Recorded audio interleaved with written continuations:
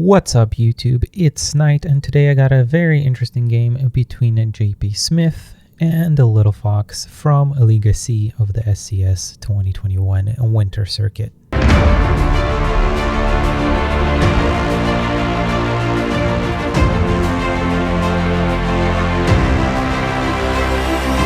Let's go ahead and jump in right by introducing our players. In the top right of Arctic Refuge, we have our green UEF commander with the name of Little Fox, and surprising, he is not an Aeon player. At least I haven't seen him play Aeon too much. He is in fact UEF, opening up with one land factory, and his opponent is the man that we all know from Australia. It is of course JP Smith, already running away from me forward to probably build a land factory or something, but for now he is starting off with one air factory and sending in a scout already, so he sees this land force coming out from Vision. Arctic Refuge is of course a very interesting map and very heavily skewed. Well, no, I wouldn't say heavily skewed, but definitely an advantage for the Cybran player.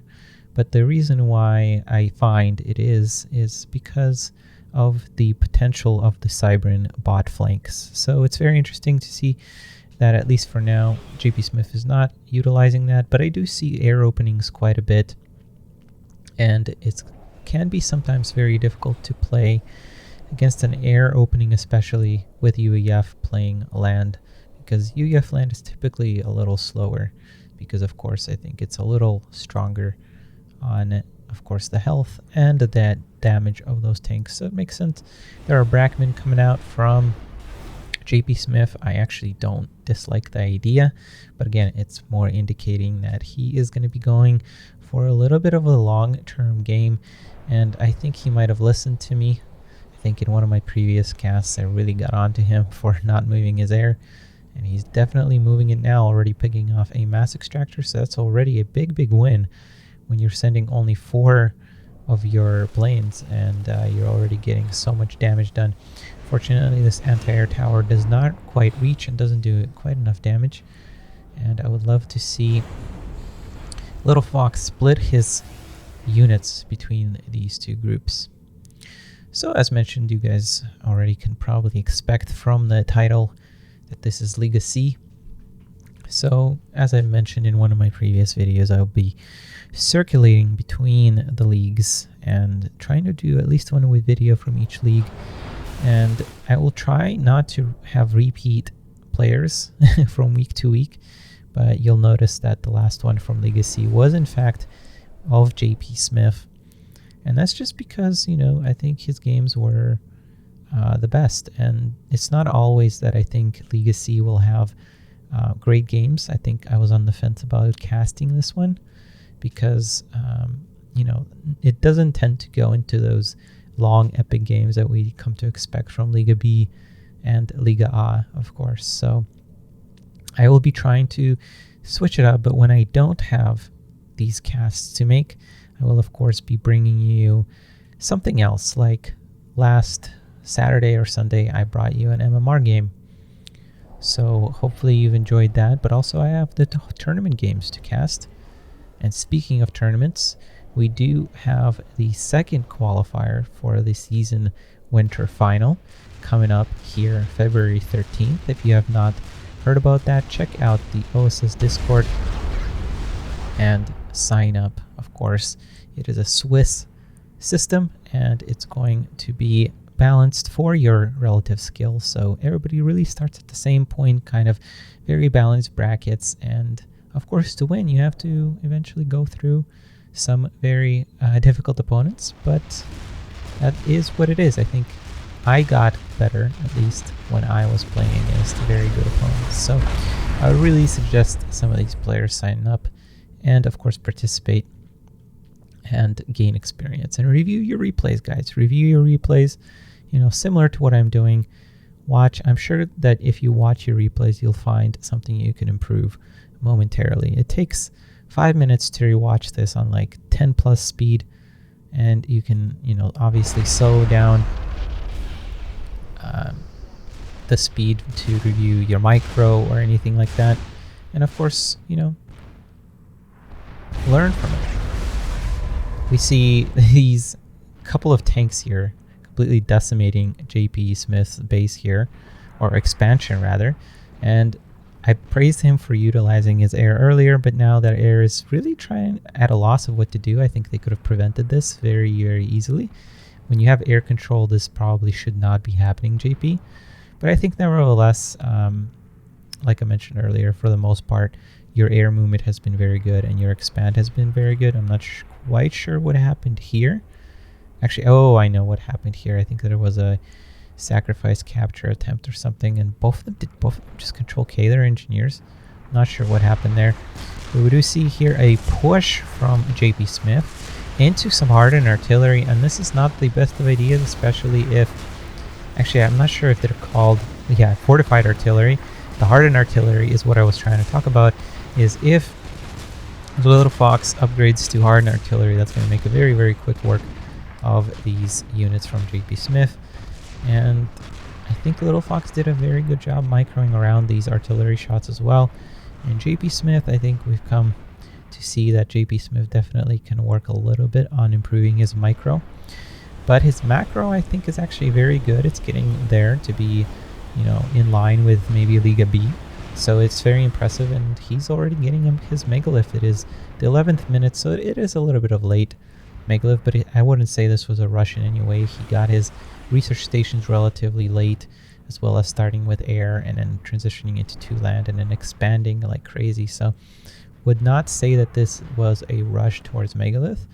And in this case, I don't love it and I don't dislike it, because, you know, the megaliths will obviously have a hard time if Little Fox decides to go shields, which is actually something that I would like to see here.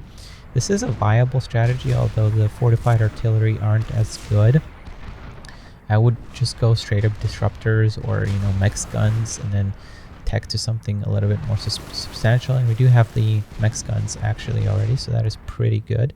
And now the downside is that Little Fox did not manage to gain a little bit of map control. If he had an engineer like here ready to expand into this position, this would be much better. But unfortunately, right now, JP Smith backing or on the back of his really great expansion is able to grab 3 very quick gantries and still be able to produce out of his air factory and his land factories here.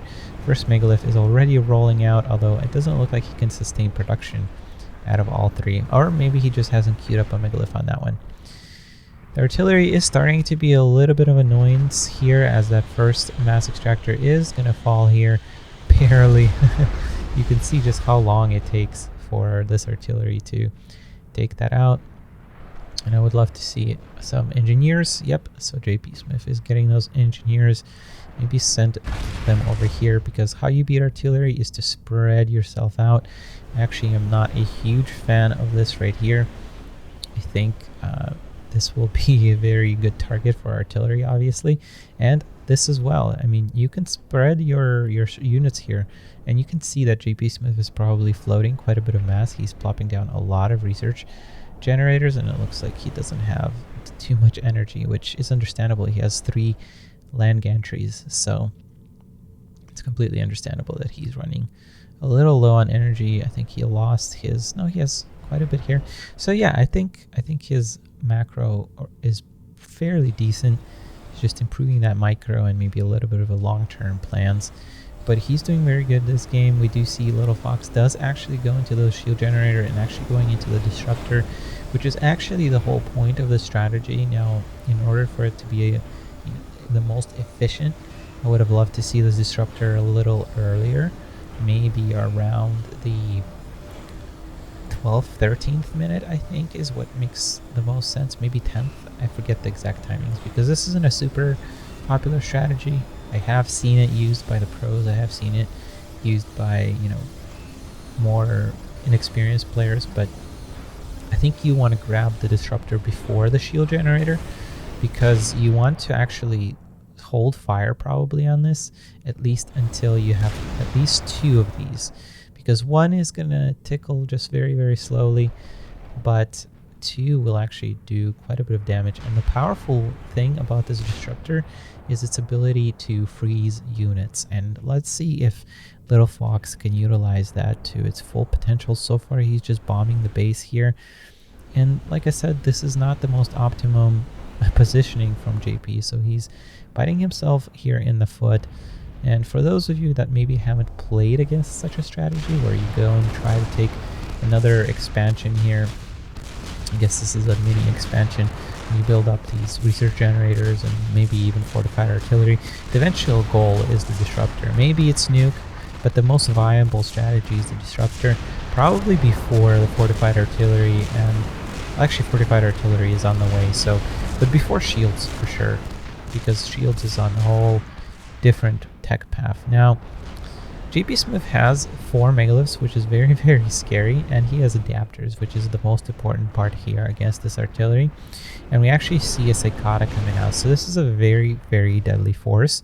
And if JP Smith just pushes here, I think this will be very, very quick work, because there's just not enough shield generators here, and this Disruptor is not focusing down this army, which is what you want to be doing. This army is actually not super mobile, so one Disruptor hit here and maybe couple that with Demolishers would be very, very powerful. So that is kind of the combo that you're going. It's a little hard to pull off because obviously it's a little bit more micro intensive and you have to anticipate where your opponent is doing, because with good micro they can even dodge the Disruptor shots. So as expected here, JP Smith has no trouble breaking through the shield and actually focuses down the commander before Little Fox can even engage with his main army, and manages to win game 2.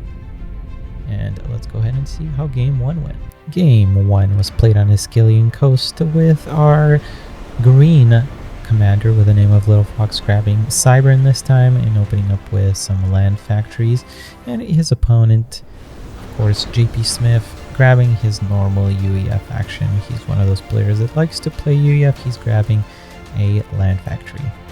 JP Smith setting up a nice forward base here and transitioning into Demolishers, which is probably the correct thing to do here in this particular situation, given your opponent is being so aggressive and putting himself in the choke point here, doing a nice job holding back the Cyber advance.